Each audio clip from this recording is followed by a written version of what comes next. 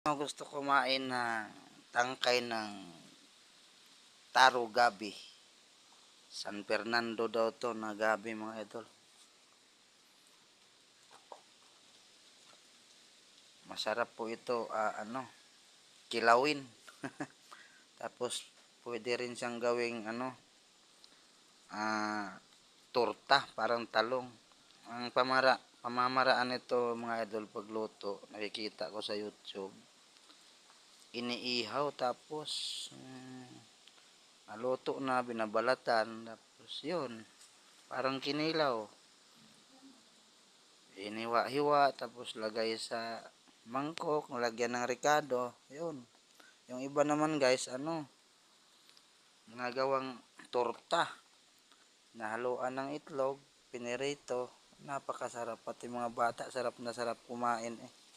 Kaya mamaya ako guys, susubukan ko mamaya. Baka gusto nyo, sino gustong kumain nito, sabi lang kayo.